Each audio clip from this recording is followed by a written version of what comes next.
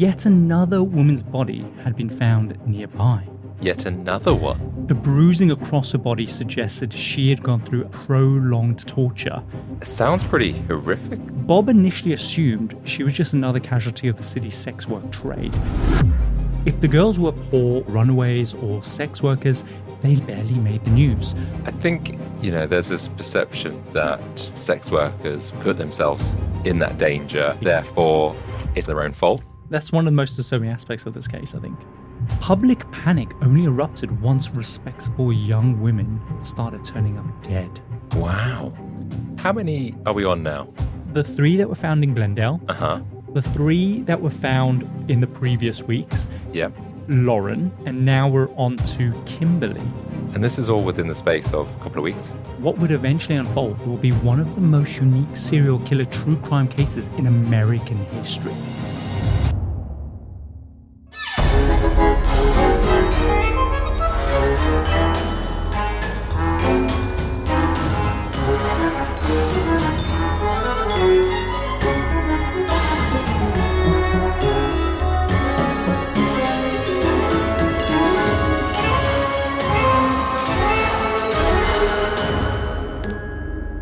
Welcome to The Compendium, an assembly of fascinating things, a weekly variety podcast that gives you just enough information to stand your ground at any social gathering. Each week we explore stories from the darker corners of true crime, the hidden gems of history, and the jaw-dropping deeds of extraordinary people. I'm Kyle Risi, your ringmaster for this week's episode. And I'm Adam Cox, the on-site body piercer for this week. It's my first day.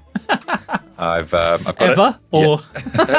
body piercing, and I looked at a YouTube video, and I think I can do it. Oh, okay, great. I've got faith in you. Yeah. How hard is it, right? Yeah, I've got to give everyone a piercing today. Even the ringmaster. You don't want to just have a little test out on people? No. Okay.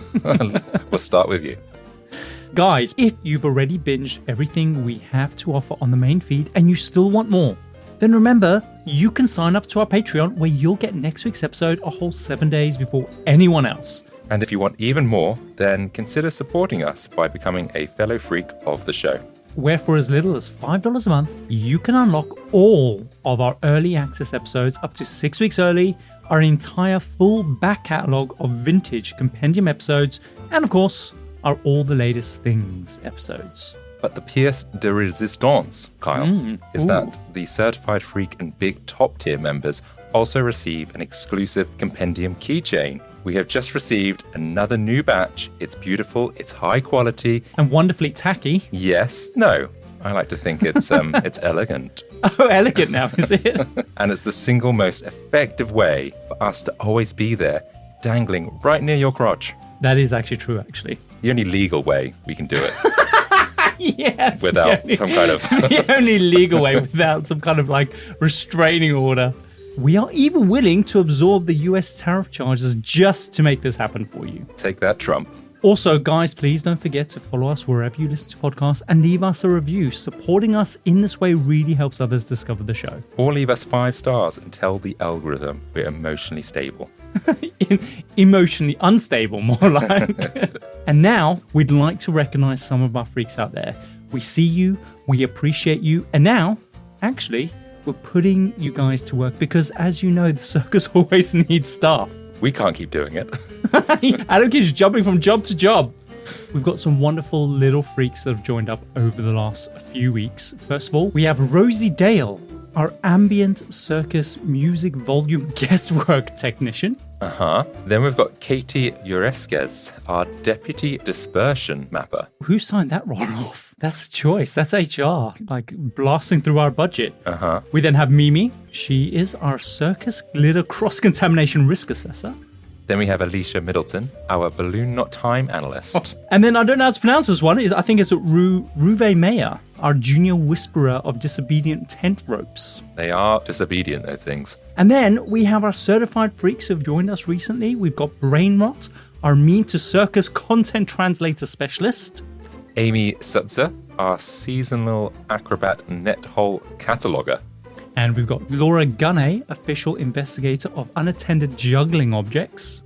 And then we've got Araceli Valdovinos. Ooh, great name. A brilliant name. And they are our night circus dew accumulation forecaster. And then we have Savannah Edmiston, our balloon animal structural failure analyst. This is a very expensive circus. It is. We have no idea what these roles entail. All we know is that we have the budget, and so we'd love you to write in and tell us what you think your job description should be. Who do you report to? What are your duties involved? And what are your KPIs? We'll read them out in an episode coming soon. But Adam, that is enough of the housekeeping, because today on the Compendium, we are diving into an assembly of false badges, stolen innocence, and a city that woke to horror. Okay, it's safe to say, Kyle, no clues. City that woke to horror.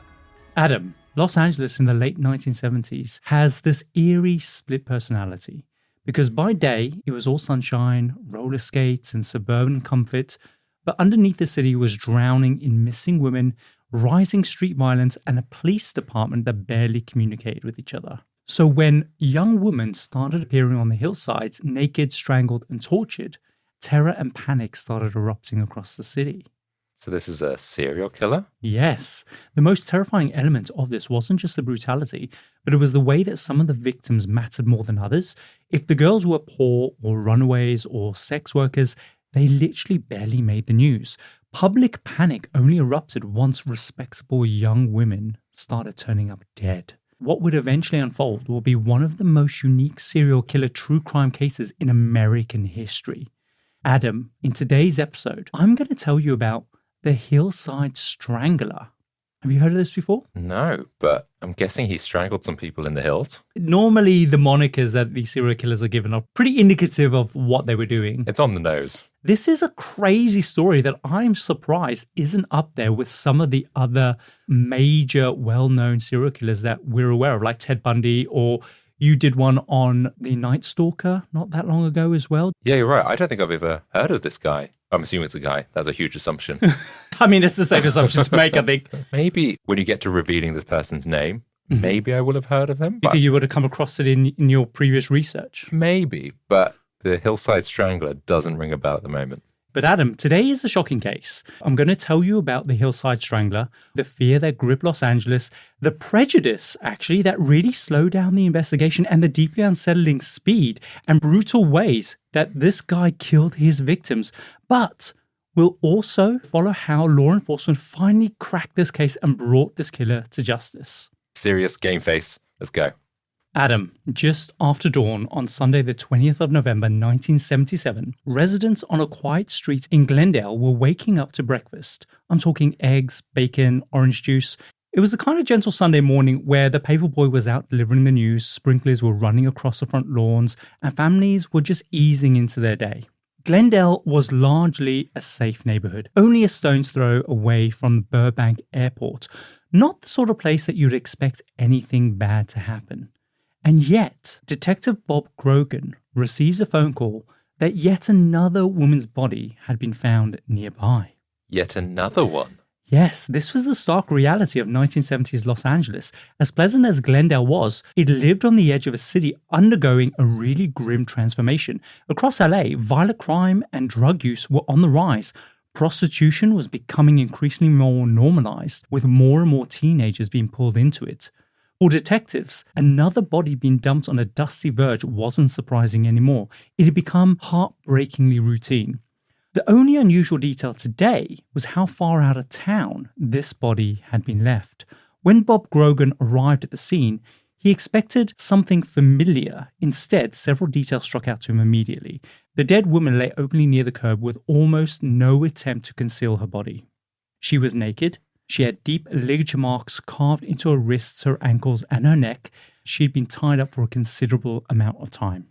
The bruising across her body suggested she had gone through a prolonged session of torture. And among her injuries were these odd puncture marks that Bob initially assumed was caused by drug use. But the absence of any needle tracks beneath the skin challenged that assumption.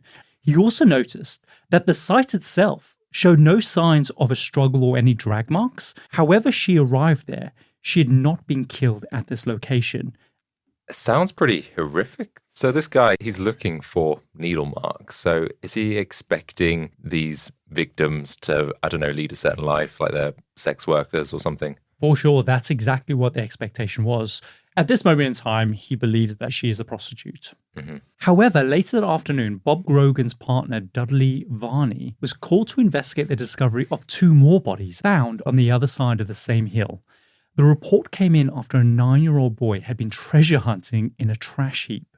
He had noticed the bodies much earlier, which is just wild to me, but he just assumed that they were shop mannequins. Yeah, I guess that's the first thing you hope it is.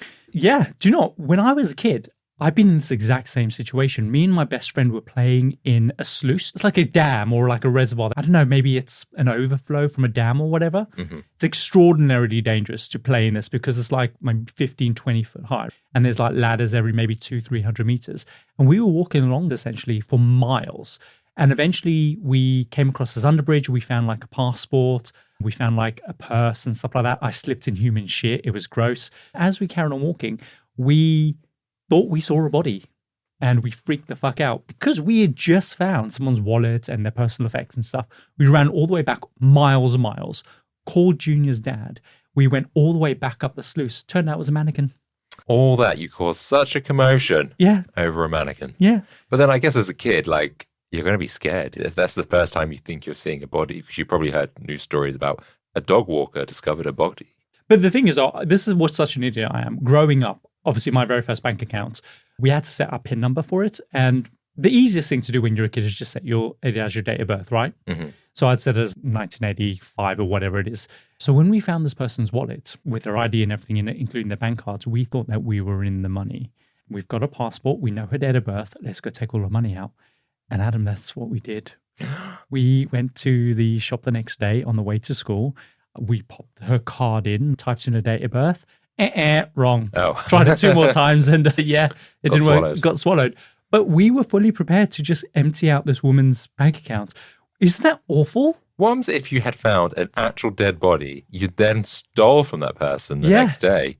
Wow. I know. You were dragged up. I know. I can't believe I've told you that story.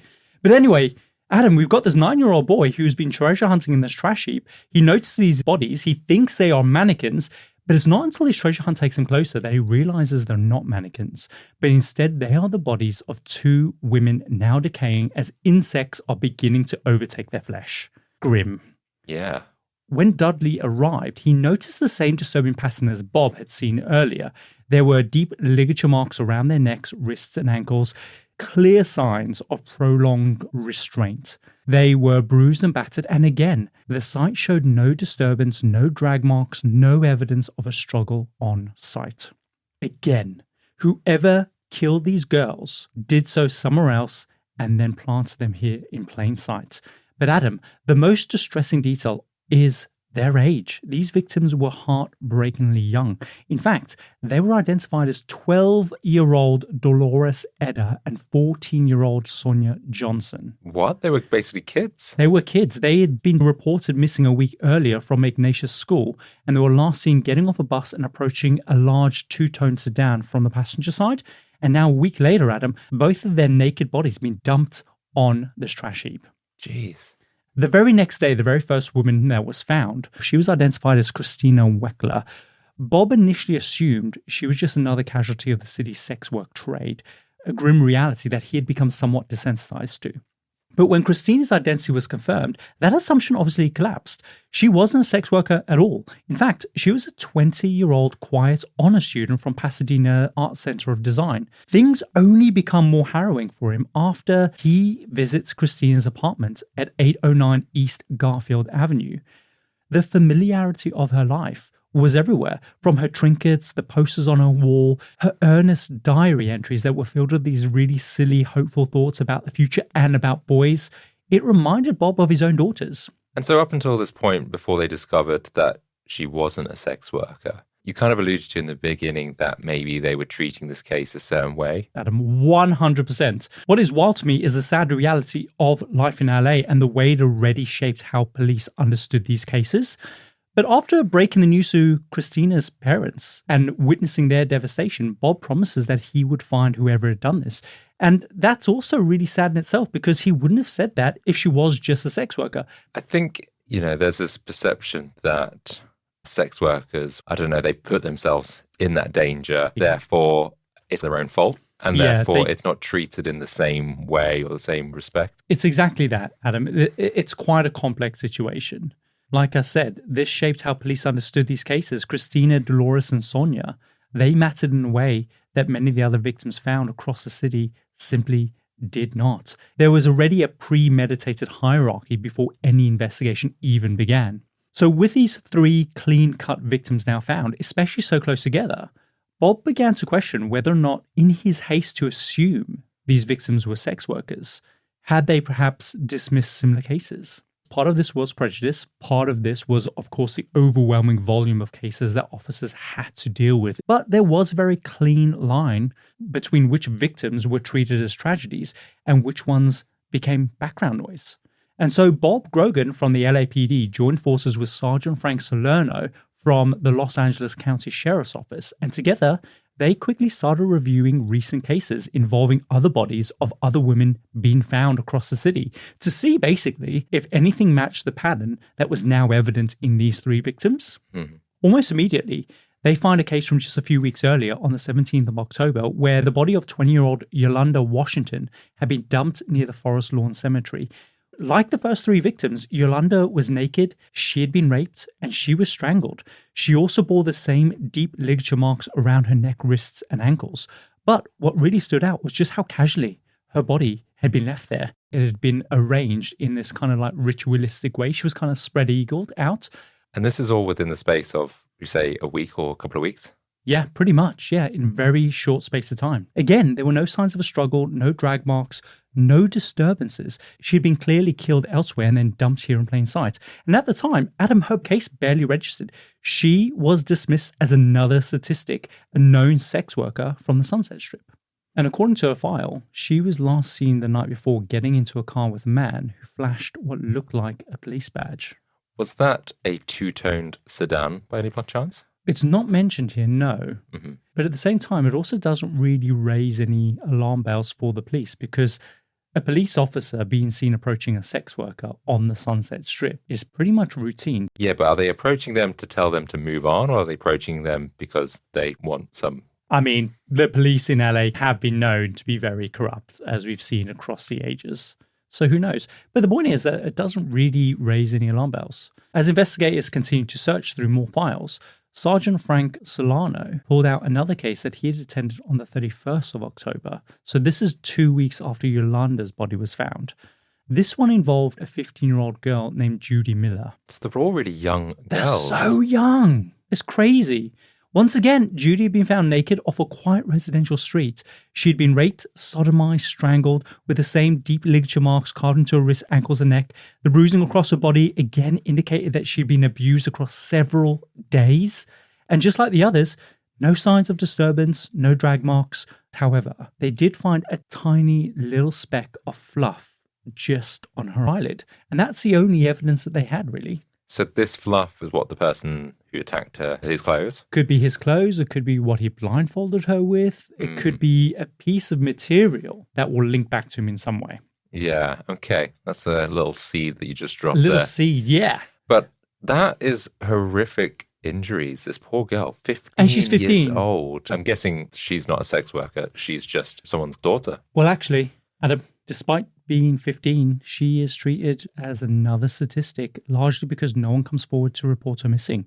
It ultimately takes detectives to speak to other sex workers on the strip to confirm her identity. Oh, wow. So she was then. Like I said, a lot of young teenagers were turning to prostitution on the strip just to earn a bit of extra money. And that's what we're going to see again with the next victim. She was 21-year-old Eliza Caston, discovered near the Chevy Chase Country Club in Glendale. Again, she was found naked. She'd been raped, strangled, dumped on the side of the road with almost no effort to conceal her body. However, her case revealed something new because she wasn't a small woman. Between the road and the embankment was a sizable guardrail that the killer would have needed to have hoisted her over. That detail suggested 2 possibilities. Either they were looking for two perpetrators working together, or the killer was a physically strong guy. Now, duo killers are extremely rare, so the working assumption became that they were looking for just one big physically capable guy. Either way, this was the first useful clue that might help when they're building like a police profile. Right, okay. Because she's the first larger lady, to try and move her would have taken some strength. That's right. Her file actually went into a little more depth than the others. And this is because she'd been working as a waitress the night that she disappeared, which meant she warranted further investigation. She wasn't just another statistic, right? However, that abruptly stops when detectives learn that Eliza's mother had told them that she was considering prostitution just to earn a little bit of money. And again, these girls are young and they are looking at prostitution as an option to earn a little bit of extra money. And so because they're putting themselves into these high-risk areas, again, they almost lose the concern from the police because they put themselves into that line of fire. Isn't that crazy, though? Because, yes, they might be exposing themselves to, obviously, all these types of men. But the fact is, someone still killed them. Exactly. And therefore, there is a murderer on the loose. It's crazy. It's so wild to me. And so, Adam, after hearing that, her file is quietly placed alongside the other similar ones. Because they suspect that she might be looking at it, and therefore that's enough for them to just not really look into it. Sure, they think that's the most likely scenario of what's happened. Wow. So for Bob Grogan and Frank Salerno, seeing these cases together made something absolutely clear. They were dealing with a serial killer who had a very specific modus operandi. And this is when Los Angeles finally starts paying attention, though it wasn't because of the 3 sex worker cases. It had nothing to do with that. Like, public awareness was driven by the 3 bodies that were found in Glendale, a much more upper scale part of LA. The press reporting on this framed the killer as someone's murdering young women from middle-class families with respectable futures.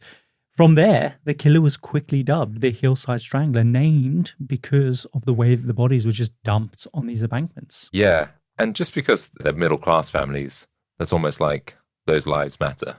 That's one of the most disturbing aspects of this case, I think. Yeah.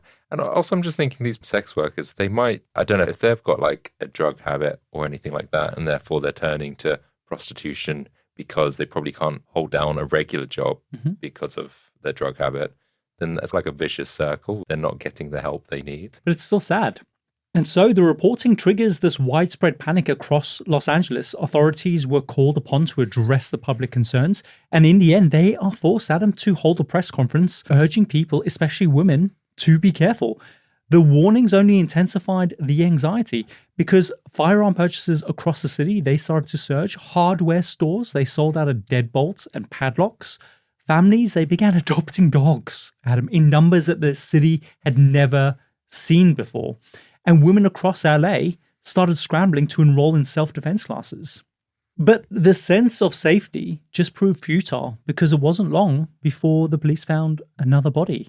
This time it was on the 23rd of November, so I think 2 days or the day before Thanksgiving. So you can imagine when that news breaks, with everyone together, everyone watching kind of the news, everyone at home chilling out, they're seeing this is only just going to spark even more panic across the city because everyone's watching it. Yeah, is it a case that they're going to be like cancelling their plans, only go together in groups, that kind of thing to try and protect themselves? That's right. And it matters as well what kind of victim this person is as well. If it's another sex worker, what effect does that have? But if it's another respectable woman in inverted commas, then again, that's only going to add to that kind of that anxiety. That means, yeah, it could happen to anyone. And by the way, the 23rd of November is 3 days after Christina, Dolores, and Sonia had been found. So these are all very close together. And it was the naked body of 28-year-old Jane King. And she was discovered near the Los Feliz off-ramp off the Golden State Freeway. And it was clear from her advanced state of decomposition that she'd been there for quite some time. She was reported missing on the 12th of November.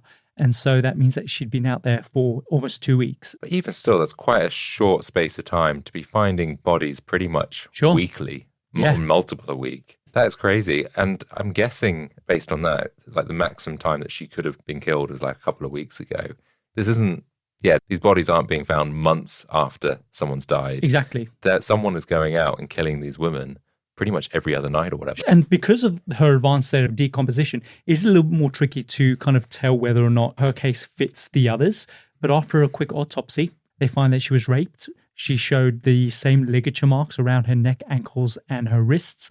And again, she'd been brutalized before being dumped there. There must be DNA, though, if they've all been raped. 1970s, Adam. Did they not have that back then? Mm-mm. When did DNA get invented? Well, did we not do something on the O.J. Simpson trial where it was one of the first times that they'd used DNA in a court case, and they had to show the clip from Jurassic Park that explained how DNA works to the jury so they would understand. They used a fictional film to tell them about science. So no. However, with the presence of semen or saliva, in some cases, you can determine a person's blood type.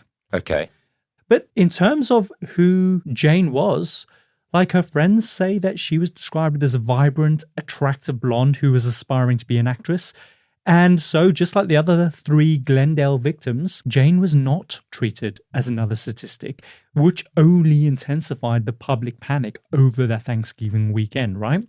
And so, recognizing that these discoveries were not slowing down, police, they waste no time in assembling a task force. That weekend, they are inundated with tip-offs from the public. Most of them were baseless, but police have to treat all of them seriously, especially if they're trying to catch an active killer. One report that came in concerned an 18-year-old student named Lauren Wagner who had just been reported missing. According to her parents, on the night that Lauren disappeared, she had gone to visit a friend in Glendale, and around midnight she had left to drive home. But she never makes it back. The next morning, Lauren's parents, they notice her car is parked across the street with the door ajar and her keys are still in the ignition. So she'd got home, she never made it in the door. Wow. So someone had waited for her, I'm guessing then. So thinking she might be close by, her father goes and questions some neighbours. A woman living across the street said that shortly before midnight, she had heard raised voices outside, which caused her dog to start barking. When she looked out the window, she saw Lauren's car was parked on the curb, and beside it was another vehicle with 2 men inside it. 2 men? Now let's see if we believe her story. She described one of the men as being tall and young with acne scars, and the other was older. He was shorter. He was Latin looking. He had bushy hair. She said that the men were arguing with Lauren, who by then looked visibly upset. She heard Lauren say, "You will not get away with this." And then moments later, she saw Lauren being pulled towards their vehicle. She couldn't tell whether Lauren got in the car willingly, but she did watch the men drive away with her. Hang on a minute.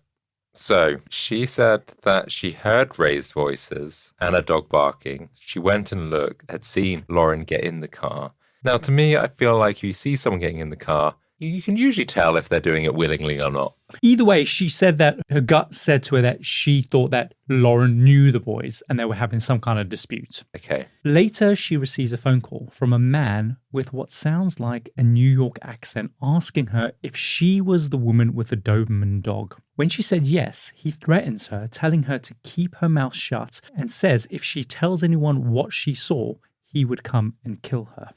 Wow.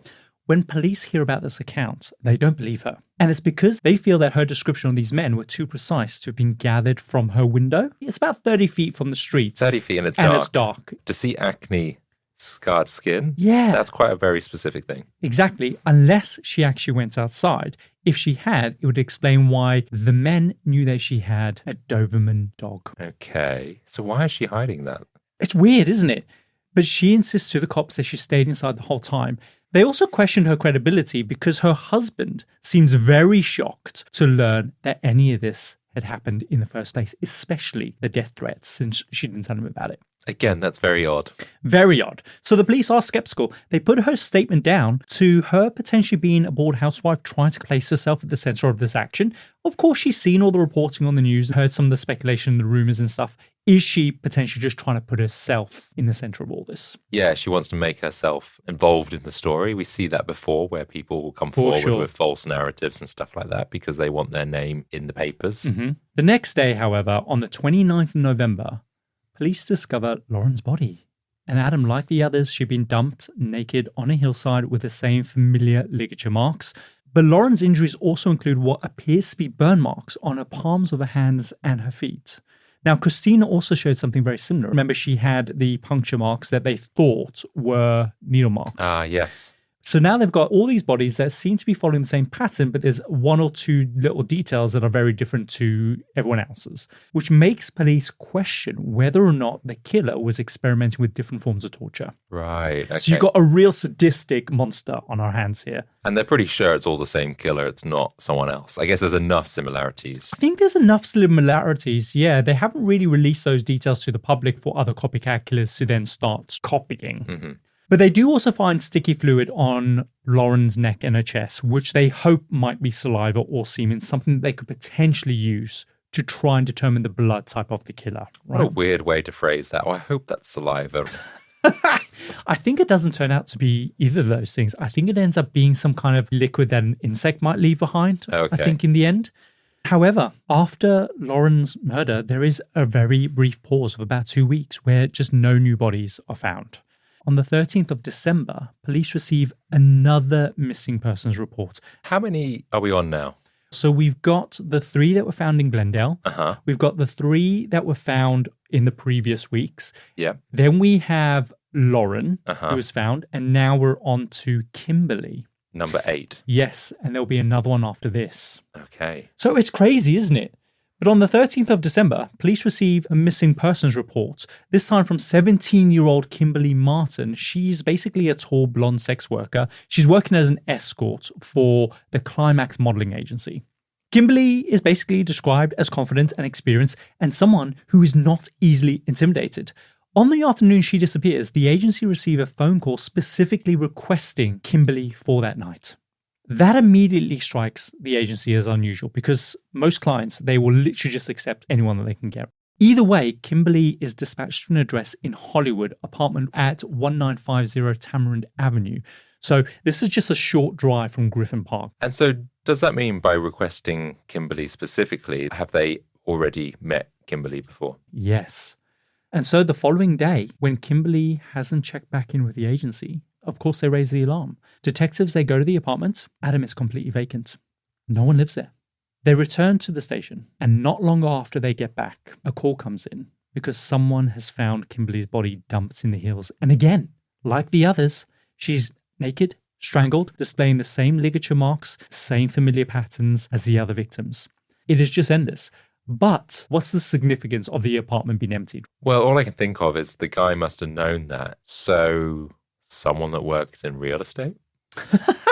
No, so the police's thinking is that even though the apartment was vacant, it was still a location that the killer had deliberately chosen, right? Mm-hmm. If he had lured Kimberly there, then he clearly knew the area enough to know that specific apartment was empty, and therefore he had a connection to the area. Like a real estate person. I'm close.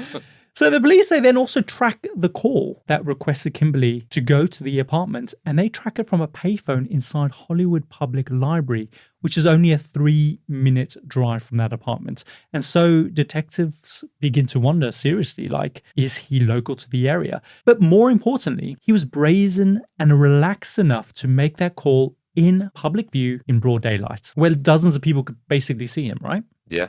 And so with every single murder, they're getting a little bit of a fragment of a clue or a bit of a profile around who this guy could be. It's got to be someone that can blend into plain sight, right? Exactly. If you're saying that like he did it during the day, then therefore, I don't know, is it like a caretaker or someone that people will see but not really take any notice of? Sure, exactly. That is so key to what you've just said. He has to be someone who blends in, and I'm going to explain to you why in a minute. But Adam, on the 16th of February, so there's probably the longest break between murders so far, right? Around 3 months. Police receive a report that a helicopter pilot has spotted a car that is driven off a cliff along the Angeles Crest Highway. At first, it looks like an accident, but when officers open the boot, they find the body of a 20-year-old Cindy Hubsworth, bound, naked, strangled, just like the other girls. Cindy is not one of the statistics. She was a clerk working in a Glendale business. She's described as polite, hardworking, kind, genuine. She was hoping to make it as a professional dancer. But Cindy's case stands out in a way that confirms something that detectives only suspected up to this point. That if someone had driven Cindy's car off of this cliff, especially in such a remote spot, they would have had to have a long walk back along the highway, risking being seen by another passerby. Yet nobody comes forward to say that they've seen a lone, suspicious man walking along that stretch of road. That silence leads detectives to believe someone must have picked this guy up, meaning there were two perpetrators. Oh. But remind me to come back to this, and I hope we don't forget to come back to this because there's something very important that I need to clarify, but I can't tell you just yet. Okay, but because you said it's a Hillside Strangler, you haven't said the Hillside Stranglers.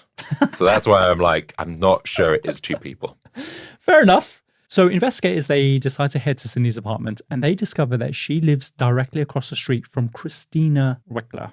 That's the first victim that was found, right? So detectives initially wondered whether or not the killer knew both victims because Cindy and Christina were friends. But after digging into their lives, there's no social connection between the two women. This basically means one thing. The killer must have had a direct connection to that neighborhood. Most likely, he either lived nearby or was able to watch these women come and go without attracting attention or suspicion to himself. With each subsequent murders, the investigators felt like they were getting closer and closer, but again, just not close enough. Like, who could do that? That's what I mean. He's got to be like some kind of maintenance man, a cleaner, gardener, maybe a garbage man person. So it creates this really deeply unsettling reality that in order for them to inch closer to catching this person, they needed someone else to die. Morbid when you really frame it in that way, right? Yeah. Then everything stops. Because after Cindy's murder, there's no new bodies that turn up. Literally, months go by. The investigators wonder whether or not the killer had either been incarcerated or even moved to another jurisdiction. But if that was the case, there was no way of them knowing about it because at the time, there's no central database like check unless they ring around asking. Sure. Yeah, and is there like a possibility that there hasn't been any deaths because the killer is just trying to lay low because actually the police are cottoning on to him? I don't think that's necessarily the case that he thinks that the police are cottoning on to him. There's another reason why this guy has stopped killing, basically. One of the biggest challenges in the Hillside Strangler investigation is literally the sheer number of agencies that are involved in this case. Different jurisdictions that are responsible for different crimes, depending where they happen geographically. And so you have these departments that have got this real deep-rooted rivalry. None of them want the other agency solving the case before they do, so they routinely refuse to share vital information on the case. Mm-hmm. In the end, after months of no new murders, the task force is eventually downsized and officers were reassigned to other cases. Like, they couldn't just sit around waiting for another murder to happen. It seems really stupid that they're not sharing information. You're trying to solve a case. It doesn't matter who wins. It's about protecting the public. Sadly, it matters to them. But the point is that Bob Grogan at the LAPD and Frank Solano at the County Sheriff's Office, any spare time that they do have, they spend their time looking into this case. They both realize that the interjurisdictional politics were becoming a serious obstacle, probably the biggest reason why the investigation had somehow stalled. And so the two of them, they decide to commit to full transparency. They pulled everything they had from all of the murders and they decide to start building a criminal profile of the suspect. And what investigators come up with is that they believe that they are likely looking for a white man, probably in his late 20s or early 30s, most likely single, separated, or divorced. They believe that he would be of average intelligence, probably unemployed or living off odd jobs, someone who had never really held the same job for any meaningful length of time. They also suspect that he's probably been in trouble with the law before, someone maybe passive, cold, manipulative, maybe even all at once, all of those things. But critically, based on the broad range of victims, remember, it wasn't just sex workers that he was targeting, right? He was targeting runaways, teenage girls, students, even children. So whoever was responsible was able to get close to a wide range of people without immediately causing suspicion or weariness.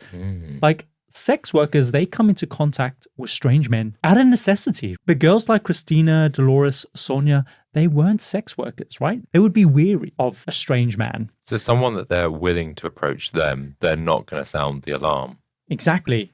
So detectives began to consider whether the killer was someone extraordinarily charming, good-looking guy, like a Ted Bundy. Sounds like it. That or like a teacher. But I don't think it's a teacher. But someone like that, a public figure. Someone with authority, maybe. They also surmised that based on the prolonged torture, the killer was likely a product of a broken home with a childhood marked with cruelty and brutality, particularly at the hands of a woman.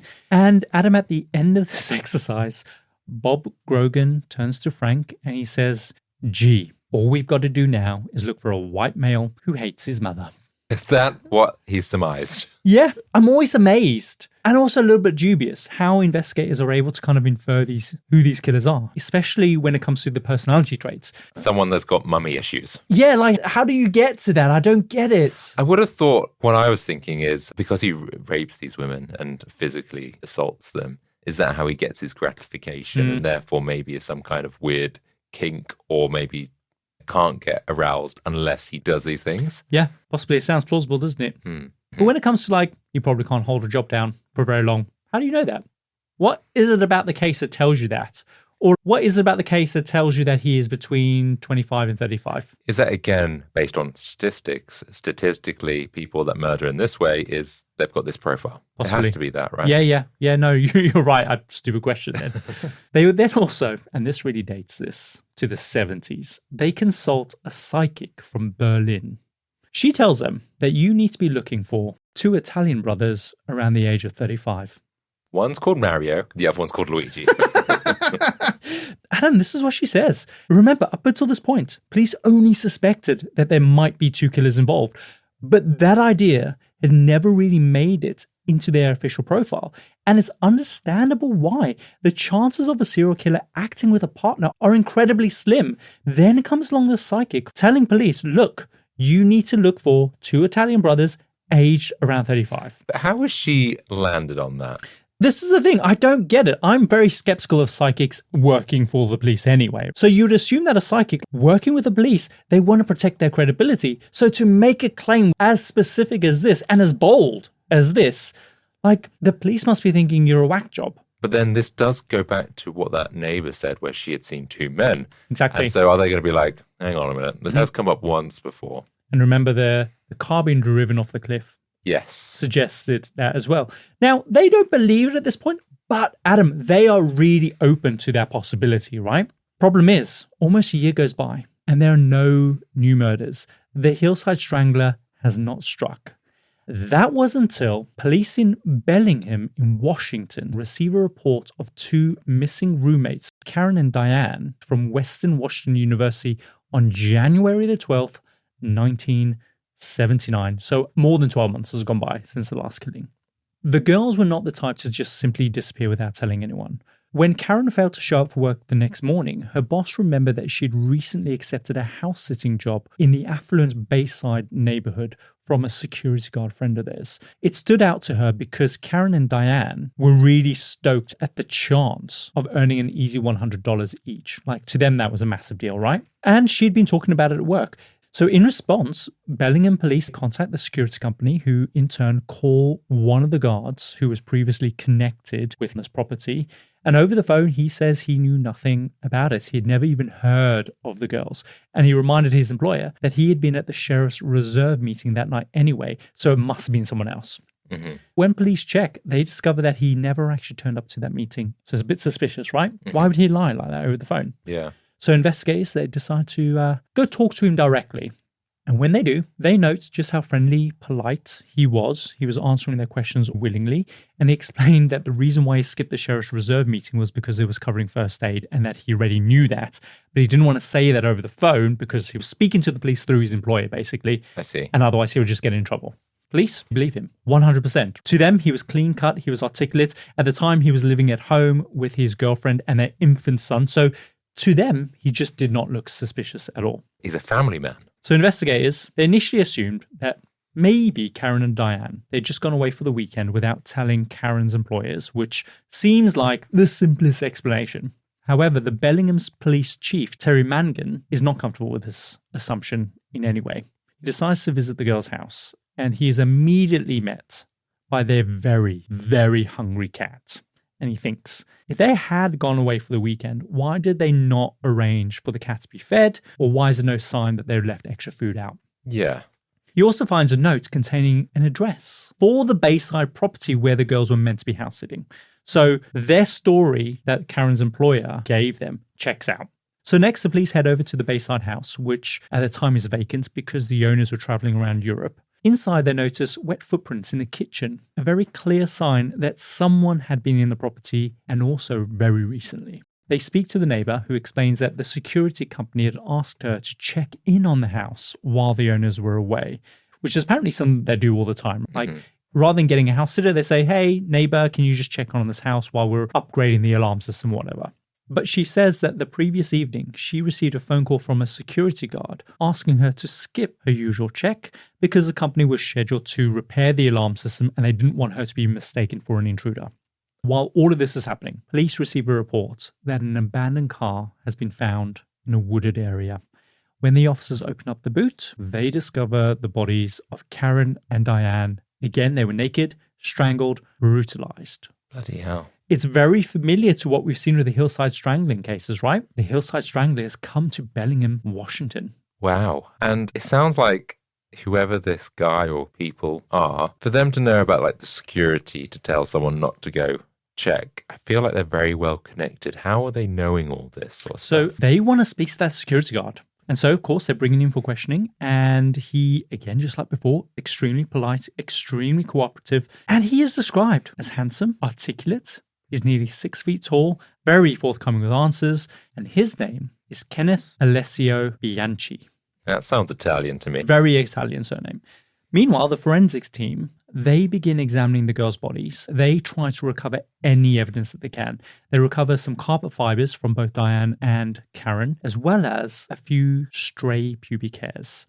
The priority now is to see whether or not any of this material can be linked to either the Bayside house or to Kenneth himself. So they're suspecting Kenneth at this point. Yes, he's the only connection that they have, right? So they have to start somewhere. But forensics, of course, is going to take some time. And the police, they don't want to risk letting him go in case he decides to disappear.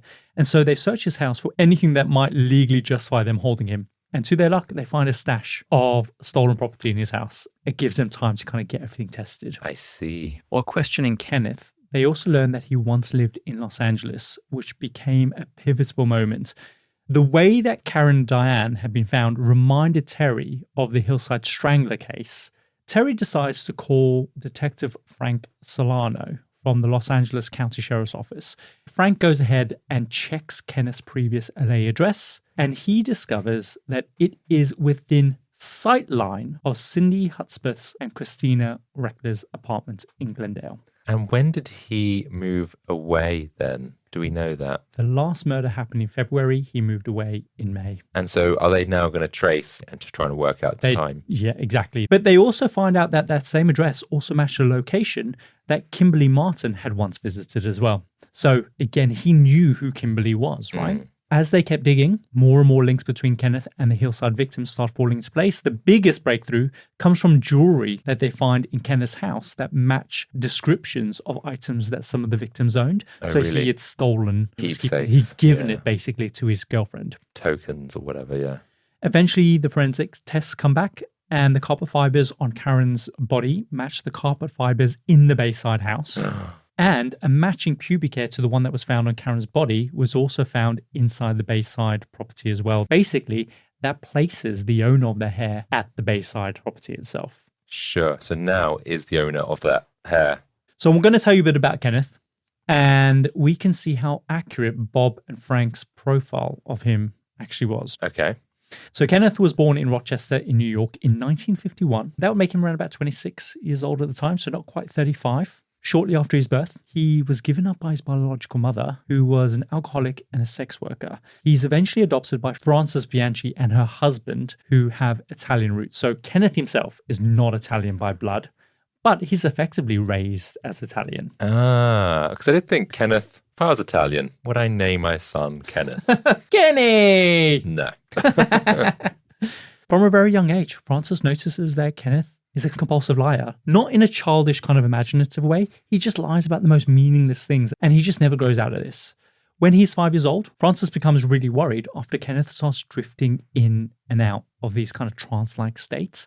Like when he snaps out of them, he'll have no memory of what happened while he was in these trances. Like a genuine thing, or is he just making this up? It is genuine. There's records of it. Like his mum takes him to a doctor. The doctor basically reassures her that it's just something that he'll grow out of, which is just mental. Like that's not normal behavior. You'd never ever say, don't worry, you'll grow out of it. Yeah. It feels like, they need to keep a close eye on that. Yeah, 100%. Because, I don't know, he could go kill people, but...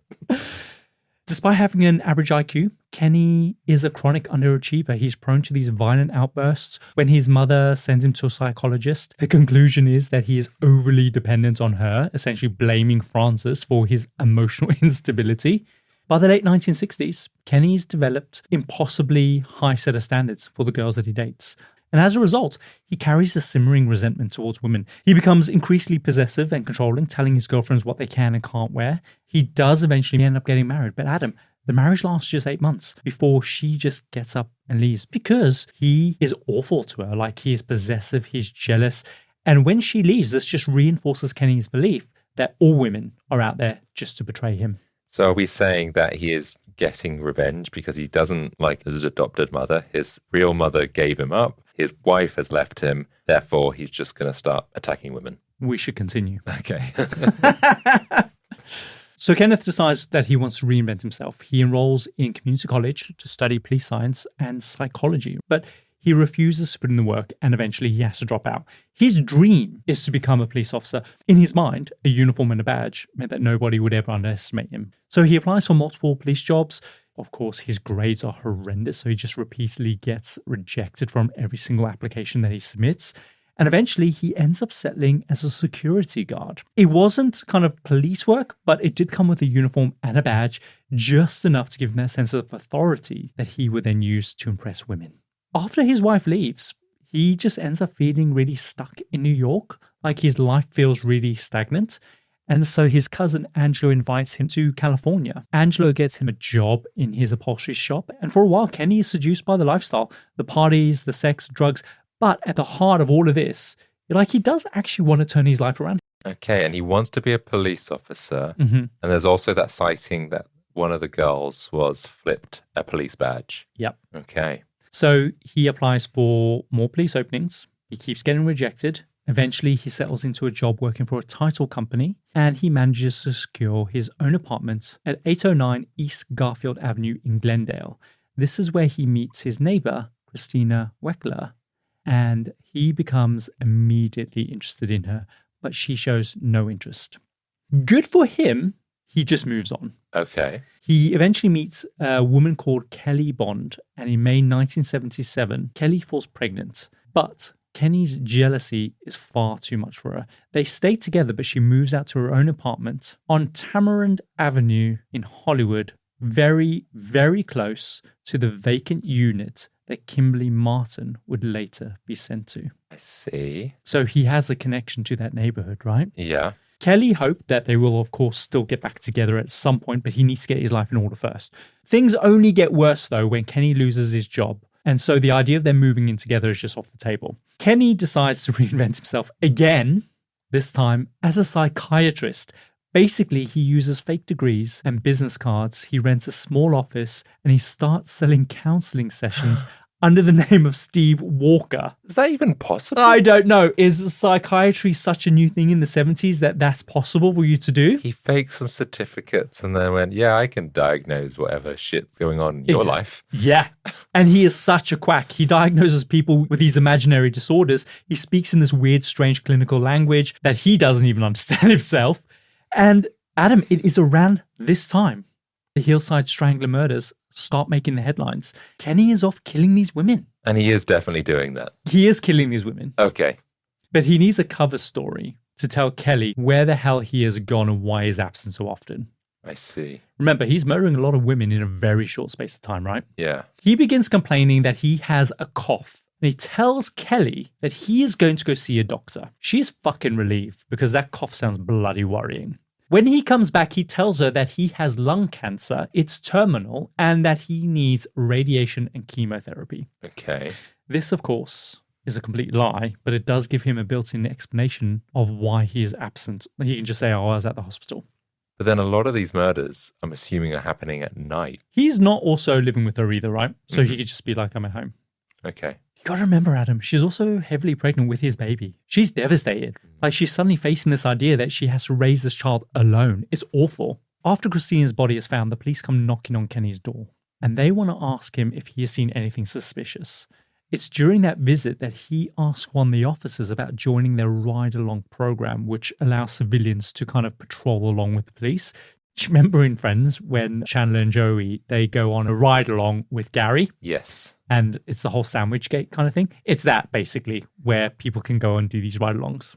Do they even do that anymore? It feels like... Apparently in the 90s you certainly could do because they were doing it in New York. Yeah, that's true. On this ride along, he obsessively asks about the Strangler murders. Like he's questioning about the profiles, the suspects, and what the police think of the crime scenes. Adam, it is enough for the officers on duty to make a note about that. So they're like, oh, this guy, this civilian, is a bit nosy. Yeah. We're just going to make a note of it. We came knocking on his door to ask him if he's seen where his murdered neighbor was, and now he just keeps talking about it. That sounds sus, right? Yeah. Doesn't go anywhere. I was going to say, they clearly didn't think enough of it at the time. Exactly. Eventually, Kenny and Kelly's son is born, and for a brief moment in time, things feel stable between them. But Kenny still lacks responsibility, and Kelly desperately just needs stability for her infant child. She understands he's sick, but she also has to focus on her baby. And so she decides that she is going to move back to Bellingham in Washington to be with her family. And is this the same time that the murders stop? Yes. So the LA. murders had stopped maybe in February. Mm-hmm. He moves in May. So I think he'd eased off. Kenny is crushed. He sees this as another abandonment, but he becomes determined to win her back. He writes to her every day, and eventually Kelly agrees to give him another chance, but he has to move to Bellingham. Mm-hmm.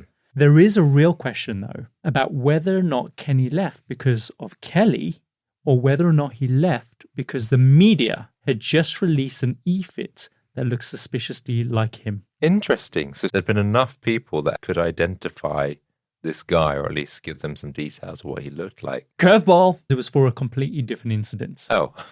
Yeah. Basically, the suspicion stemmed from a statement made by two girls called Becky Spears and Sabra Hanan, I believe. They reports that Kenny and another man had been holding them prisoner and forcing them into prostitution. With Kenny obviously gone, the police decide to go and visit the other man involved, Angelo Buono. So the other Italian brother, so to speak. Yeah. Unlike Kenny, Angelo is widely described as physically, emotionally, and intellectually unpleasant. He's coarse, vulgar, selfish. He's ignorant. He's openly sadistic. He has thick curly hair, dyed black. Ring a bell? Yes, that was the other guy, that neighbor, that woman with the dog. Yeah, exactly. He called up and said, if you tell anyone what you saw, I'm going to fucking kill you. Yeah. He wears gold chains and rings. He insists on only wearing silk underwear. He's deeply, deeply sleazy, yet somehow women, they find him irresistible. They refer to him as the Italian stallion. Adam, he is disgusting. By this point, Angelo's been married multiple times. He's fathered several children, many of whom he abuses both physically and sexually. Gross. He moves to Glendale from New York with his mother after his parents' divorce. And like Kenny, he performs poorly in school. When he reaches adulthood, he develops a taste for sadism, especially towards women. He harbors this deep loathing towards them, combined with this really gross drive to humiliate and abuse them. Like, he is horrible, Adam. He routinely will tie them up, only to rape and sodomize them. It's his favorite thing to do, is to sodomize them. Well, I think anyone that wears silk underwear is a bit, you shouldn't trust them. I wouldn't put them as far as saying that they're murderers, but just don't trust them. He gets really genuinely aroused by their pain. He also refers to his mother as a whore to her face. Oh. Yeah, and that's what the two detectives wanted, wasn't it? They wanted a guy that hated his mother. He was white, in his 20s, isn't it? Or a young male. Yeah, that's it. So do you think Kenny did this? Or do you think it's Angelo? Well, now I think it's Angelo. Or could it have been both of them? Because we still have that account of them being two people. And then the slightly larger lady, they said that there may have needed to be two people that carried her. Yeah. Okay. I might as well just tell you now that the last murders that they did, because of course Kenny was in Bellingham, he commits those murders himself. Yeah. That's when he gets busted, basically. The last murder with Cindy, that was Angelo on his own. Okay. But it's interesting because it was that case that really made police go, there must be two of them, because how the hell did he walk all the way back into town unless... There was two of them. Yeah. But he did. But he did that one on his own. Ah, so that was almost like a bit of a fluke that they thought that. Yeah. But actually, on that incident, it wasn't. No way. Yeah, crazy.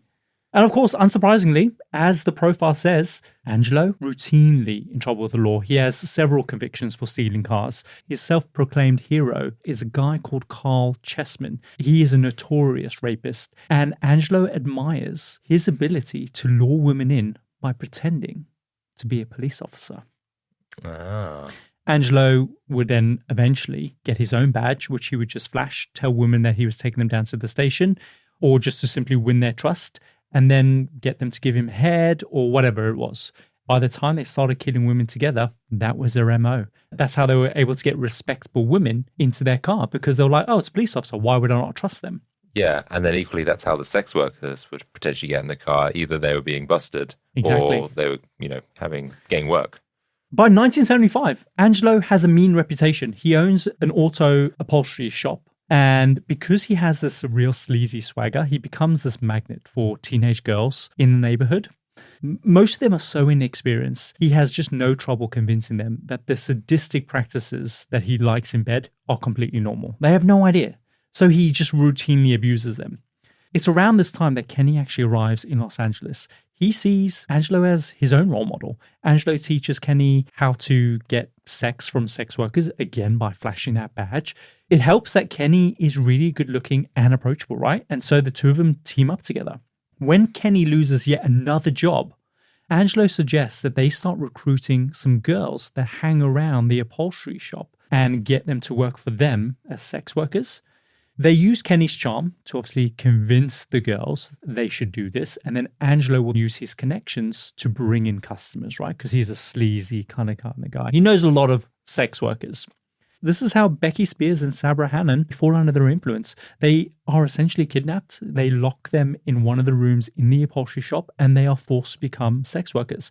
But before they can make any money, they need a list of customers. Angelo purchases a trick list, which is delivered by a sex worker named Yolanda Washington. Remember, she was the first case file that Bob and Frank looked through, and they found this case from back in October. That was her.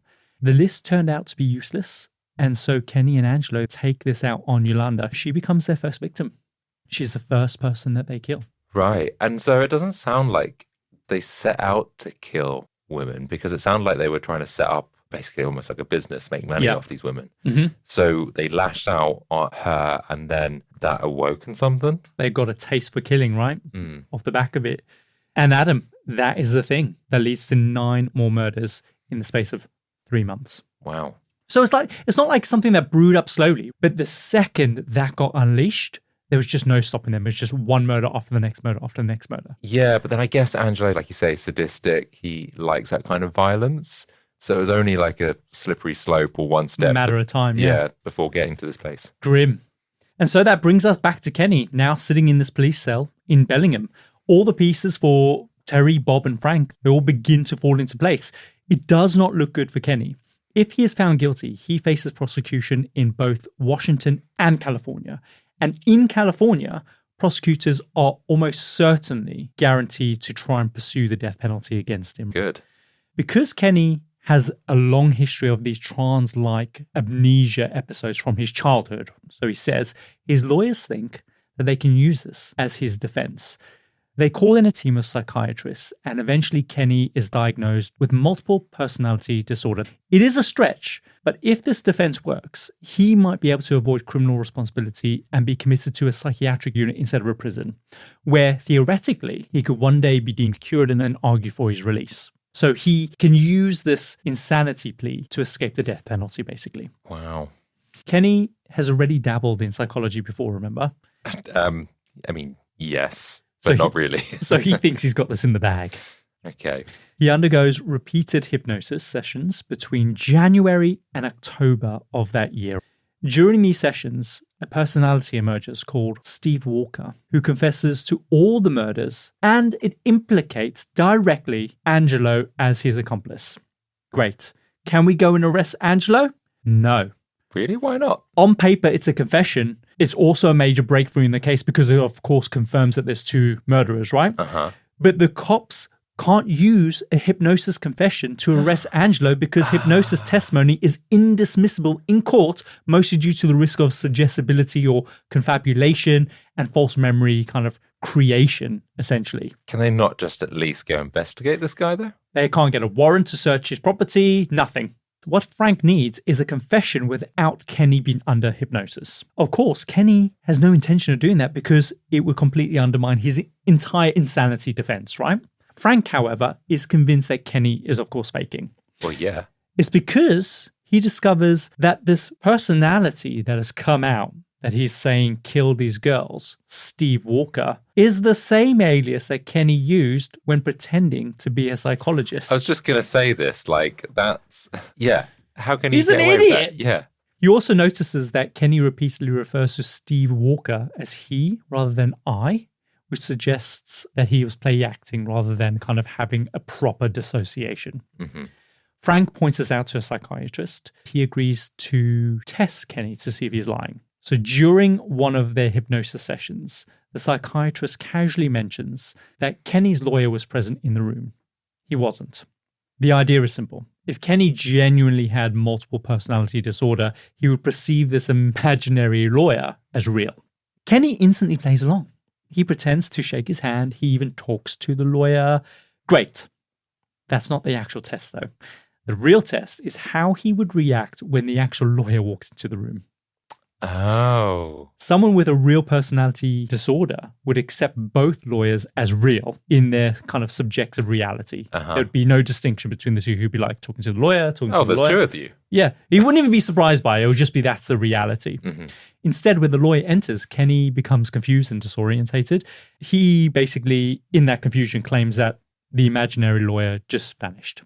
But later, the psychiatrist then moves on to the next test. He casually mentions to Kenny that it was very unusual for someone with multiple personality disorder to only have one alternate personality. Most people have at least two or three. He basically wants to see whether or not Kenny would adapt to this new information. He's like, oh yeah, there's little Timmy. He's a 5-year-old boy. Yes. He lives inside me. And sure enough, during a later session, 2 additional personalities just suddenly emerge. Oh, interesting. Which convinces the psychiatrist that Kenny had been faking this whole time. Adam, he's arrested in January. This is now October. What? Yeah. They have not been able to act on Angelo this whole time. Angelo is still out there, possibly going to harm someone else. Because remember, they don't know this right now, but he's already killed one woman on his own. He could easily just go off and do it again. Yeah. They can't act. But this is crazy. 10 months. And they're still like, oh, we have to prove that he's not, he's lying before we can actually do anything. Yeah. That is unreal. And has Kenny been charged then? Or is he just... He has been charged. But not sentenced or anything? He hasn't been sentenced just yet. This is pre-case stuff. Right. Pre-trial stuff. He's claiming that he's innocent and he's due to go to trial. He's saying that I'm insane, I've got multiple personality disorder. But at this point, his entire defense falls apart. The psychiatrists tell Kenny, we no longer believe that you have multiple personality disorder. And they remind him that if he is convicted, he would face prosecution in both Washington and California. And in California, the prosecutors would most certainly pursue the death penalty against him. But if he confesses to everything not under hypnosis right now and testifies against Angelo, they would ensure that he was prosecuted only in Washington and would very likely avoid the death penalty. So the walls have closed in on him and he realizes, I have to just confess and accept life in prison, basically. And so he agrees. He tells him everything. He explains that Angelo took the lead and together they pretended to be police officers to lure the victims in. He described how they brought women to Angelo's upholstery shop and then they just brutalized them. They experimented with different methods of torture, including electrocution and stabbing these women with different objects. The marks that were found on Christina's body that they thought were needle track marks, they were the pin from his police badge. The electrocution explains the burn marks on Lauren's hands and feet. They were fucking around with her. And disturbingly, Kenny recounts all of this with almost no concern or remorse. They also describe how they tortured and killed Christina and how they put a bag over her head and they gassed her using a pipe from the oven. He talks about how it takes her an hour and a half to eventually die. It's horrific. And how they're getting satisfaction or some weird gratification from this. That's so sick. I just thought, based on the name, that they would just be there strangling women, which almost feels a better way to go than this. This is torture. They were torturing him, yeah. But the important next bit is that he talks about how they restrained Judy Miller using material from the upholstery shop to blindfold her, which, now that they have this information in a non-hypnotic confession, police could finally obtain a warrant to search the upholstery shop and match the blindfold fabric to that pale, tiny speck of fluff that they found on her eyelid. Mm-hmm. They knew about this upholstery shop and this potential material for 10 months. but they couldn't act on it because it was under hypnosis. That's wild. It's lucky that, well, I don't know, to be fair, but I'm hoping it's lucky that Angelo didn't strike again. And Kenneth, basically, because he's now confessed, he doesn't go to trial. He receives 7 consecutive life sentences across Washington and California. Because, of course, the plea deal, Washington retains custody of him, and he is now able to avoid the death penalty. And so the case against Angelo begins. And Adam, it is slow and it's fraught. Kenny was the prosecution's main witness against Angelo, but because he was now entering prison as a snitch, he's fucking terrified that he is going to be murdered by the other inmates. He tries repeatedly to change his story, so they can't move forward with the case. This causes so many delays, it takes almost 2 years before Angelo's trial can even start. Really? Because he keeps flip-flopping. He's the only witness they have, and he's like, yeah, I'm going to retract my statement. What or whatever. a piece of shit. Like, just admit what you've done. Fair enough if you get killed in prison. You Sure. kind of deserve it. Straight away, I'd be like, oh, okay, if you won't cooperate, fine. Looks like you're going back to California. We'll get you prostituted Exactly. and get you the death penalty. But no, he's testing his luck. That was the whole point. Get this, though. It caused so many delays that at one point, the prosecution seriously considered just dropping all charges against Angelo. So he'll be out there free man, and he's murdered 9 people. That's crazy to think that they even considered that. Kenny goes to such crazy lengths either to try and get himself off or to protect Angelo. One of the more bizarre examples involves a woman called Veronica Compton. Basically, when the news breaks that the Hillside Strangler was caught, Veronica reaches out to Kenny in prison. She was writing a play about a serial killer, and she basically wants insight into the mind of a serial killer. Eventually, they fall in love, and Kenny tells her that he sees a way that they can be together. And he asks her to travel to Bellingham to go off and strangle a girl in the same way that he had killed Karen and Diane. And is that to try and get Angelo off the hook by basically suggesting there's another killer out there or this was someone else? Exactly. The cops will think that the real killer is still out there and they've got the wrong guy. I mean, this woman, how is she going to be able to attack another woman? Exactly. Well, in the same way, I mean. It's not going to be quite the same. He basically gives her his semen sample so he can plant the semen on the body after she has killed this woman. But then that's his... Kenny is a non-secretor, which means that, obviously before DNA testing, his blood type cannot be determined from his semen sample. He discovers this when, of course, his semen is left on all these other bodies and the police are unable to match him to it. And he's like, oh, okay, great. Well, weird way of phrasing that, a non-secretor. And does she accept doing that? I'm hoping she doesn't. She must go to the police. Actually, maybe I shouldn't do this. Veronica goes to Bellingham. Oh, God. She lures a young woman to a motel. She tries to strangle her with an electrical cord, but the victim fights her off and she gets away. Good. Veronica, in a moment of clarity, realizes this is a catastrophically stupid idea. Yes. She returns back to California, but eventually she relapses back into delusion and she thinks, okay, so I didn't kill the girl, but there was an attempted strangulation. So let's try get Kenny out of prison based off that. So she sends a letter and a cassette tape to the police insisting that Kenny was not the Hillside Strangler because an attempted strangulation in Bellingham proved that someone else was responsible. No, it didn't. When police tracked down this victim, she confirms, yeah, someone did try to kill me, but it wasn't a man. It was a woman. And police are like, hold up. And they go, is this her? And they show her a photograph and she's like, yep, that's her. And so police, they arrest Veronica and she is charged with attempted murder. Oh, my, this is wild, this case. Fucking mental. And once Veronica is no longer useful to Kenny, his love for her just evaporates. He was just using her from day one just to either protect himself in prison or to kind of repair his relationship with Angelo because he was on the hook. That is absolutely crazy. I'm surprised this woman that almost got strangled, she didn't go to the police about Yeah, why did she not report it? Yeah. So dumb. Anyway, eventually, after the bullshit, I think a judge finally goes, listen, guys, stop dragging your feet. Bring Angelo to trial. I don't care. So his trial begins. Over the course of the proceedings, the prosecution exhibit over 1,000 pieces of evidence. They call in 250 different witnesses to testify about him and his behavior and his history. They take the jury to all the locations where all the victims' bodies were found. Long story short, Angelo is found guilty of 9 counts of first-degree murder. The only count they do not reach a unanimous verdict on was the murder of Yolanda Washington. That was the first victim. They basically cited that the evidence in her case was the weakest out of the 10. But in my opinion, she was the first, and therefore she set off the pattern. I would argue that. Like, that was the first time we see this pattern, and then all the others that came after that showed the same pattern. It would be too much of a coincidence for another random body to turn up that matched the same methods. Yeah, unless they're saying that Yolanda was Kenny. Is that what they're sort of suggesting? Or they just don't feel like there's enough proof to pin it on? I think they just don't think it was enough proof. Yeah. And in January 1984, Angelo is sentenced to life in prison without the possibility of parole. And that is where he remained until he died in prison in 2002. He is found dead in his cell at the age of 67, suspected heart attack. But this next bit is wild because in 1986, he marries a woman called Christine Kuka, the ex-wife of the man who is in the next cell to him.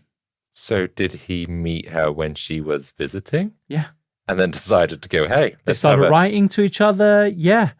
But how does that even happen? Like, I would not want to be the person who has to say to someone in prison, hey, I've been writing to your wife behind your back. And yeah, when you guys get divorced, I'm going to marry her.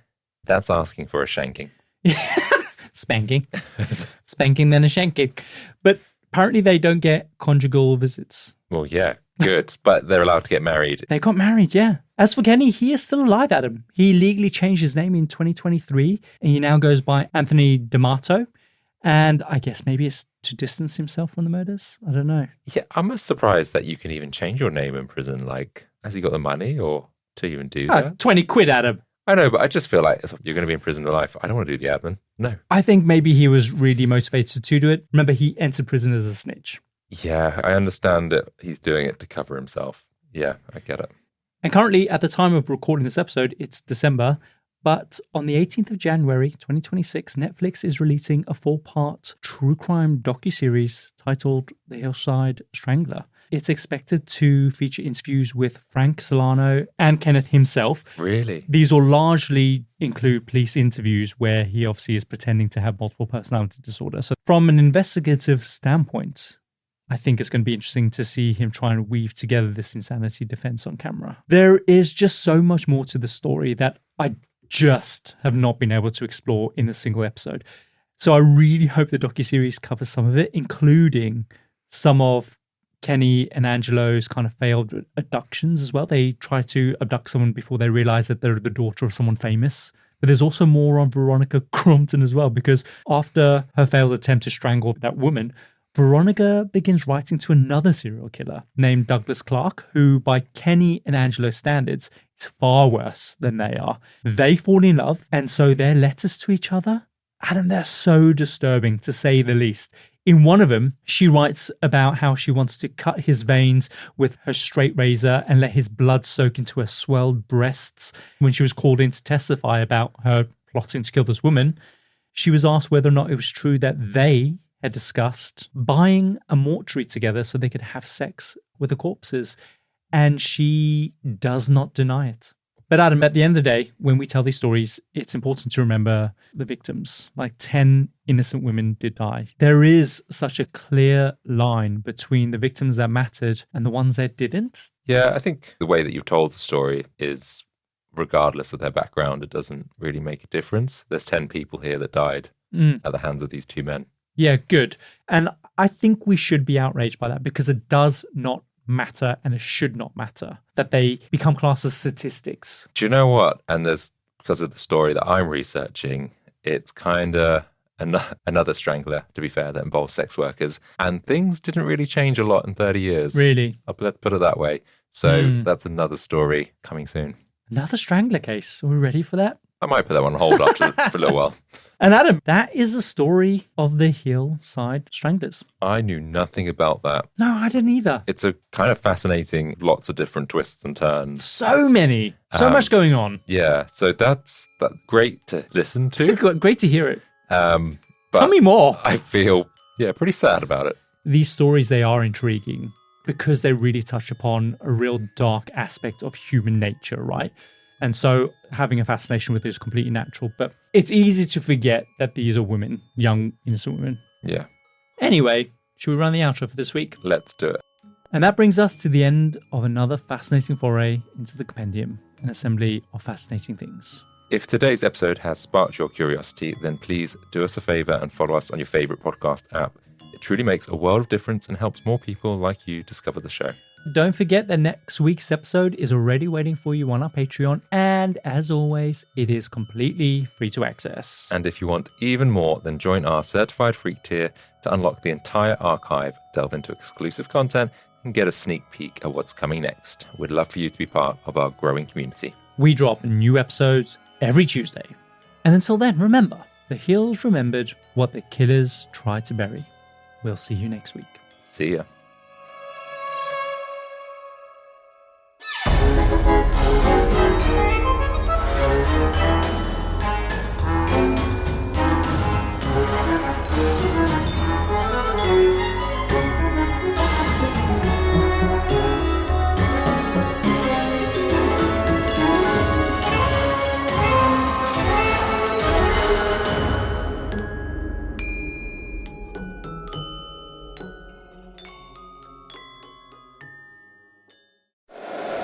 If you like the show, please take a moment to rate, review, and subscribe. It really does help the show to grow. Thank you for listening.